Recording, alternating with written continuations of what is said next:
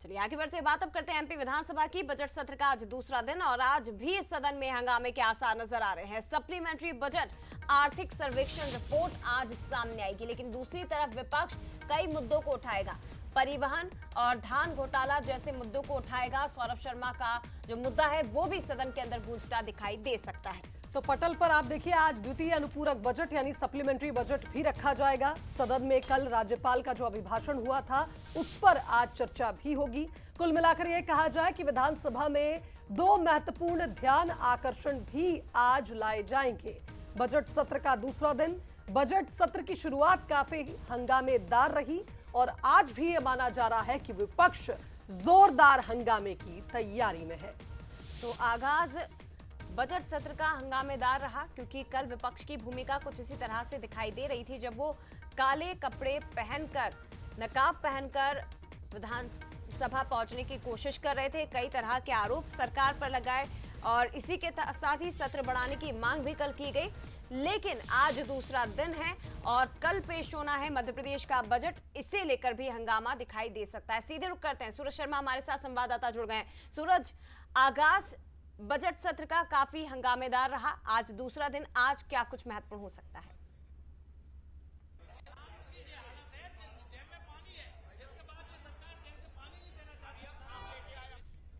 चलिए, लगता है सूरज शर्मा से हमारा संपर्क नहीं हो पा रहा। एक बार फिर कोशिश करेंगे। तो जिस तरह से देखिए, परिवहन, धान घोटाला जैसे मुद्दों को लेकर विपक्ष ने कल एक विरोध प्रदर्शन भी किया था और जमकर हंगामा हुआ, ना सिर्फ सदन में बल्कि सड़क तक इसकी गूंज सुनाई दी। जिस तरह से कल पूरा कांग्रेस का एक कुनबा राजधानी की सड़कों पर उतरा था विरोध जताने के लिए, और ऐसे में आज भी सदन की कार्यवाही में जहां एक और अनुपूरक बजट पेश होना है तो वहीं दूसरी ओर विपक्ष विरोध जताता नजर आएगा। जो गेहूं का समर्थन मूल्य है वो कांग्रेस क्यों नहीं दे रही, तो हाथों में बालियां लेकर यहाँ पर कांग्रेस के विधायक पहुंचे। लेकिन इससे भी सबसे महत्वपूर्ण है कि आज पहला मौका है जब कांग्रेस के विधायक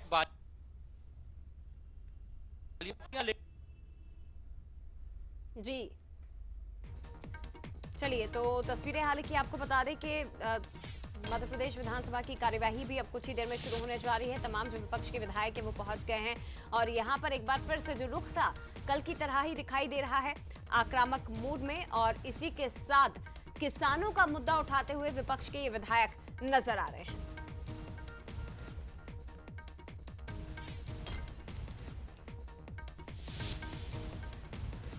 तो देखिए, जिस तरह से हम देख रहे हैं कि लगातार बजट सत्र से पहले ही कांग्रेस ने एक बैठक कर रणनीति तय की थी कि इस बार किस तरह से सरकार को विपक्ष घेरने वाला है। तमाम बिंदुओं पर कांग्रेस की उस बैठक में चर्चा हुई और कल जिस तरह से सुबह सवेरे ही विरोध शुरू हुआ था, उसके बाद सदन तक इसकी गूंज सुनाई। ये सांप लेकर पहुंचे, हालांकि ये सांप डसेगा नहीं क्योंकि प्रतीक के तौर पर सांप को लेकर आए हैं और तमाम कांग्रेस के विधायक हैं, हाथों में गेहूं की बालियां लेकर पहुंचे। उनसे बात भी करेंगे कि वो किस तरीके से आज यहाँ पर प्रोटेस्ट कर रहे हैं और हाथों में सबके गेहूं की बालियां भी हैं। तो आखिर क्या रीजन है, आप भी बाली लेकर पहुंचे और सांप भी लेकर पहुंचे? निश्चित तौर पे बालाघाट जिले के अंदर आज सिंचाई कहीं ना कहीं परेशान है। आज की डेट में बेरोजगार युवक जो रोजगार के लिए परेशान है, लेकिन सरकार जो है किसी प्रकार का कोई ध्यान नहीं दे रही है। बेरोजगारों के ऊपर क्षेत्र से जनता पलायन कर रहे हैं बेरोजगार युवक लोग। दूसरा किसान का मुद्दा है, जिनको प्रॉपर बिजली मिल नहीं रही, समय पे 8 घंटे के ऊपर मिलते नहीं। ये बोलते जरूर है बिजली है, पर बिजली की पूरी समस्या हल नहीं है। बिजली किसानों को नहीं मिल रही है, इनके पास लोड नहीं है, ट्रांसफर पे ट्रांसफर उड़ते हैं। ये टीसी जो है, कनेक्शन जो है, ये लगातार वितरण करते रहते हैं। ये पैसे उगाने का काम सरकार कर रही है। साथ में पूरी तरह से पूरी जर्जर है ढूटी बांध, हमारे जो परियोजना है उसको पिछले 2-3 साल से ये नहरों का मरम्मतीकरण, नवीन निर्माण की बात कर रहे हैं, मगर ये सरकार सिर्फ बातों में है, उलझाने का काम कर रही है।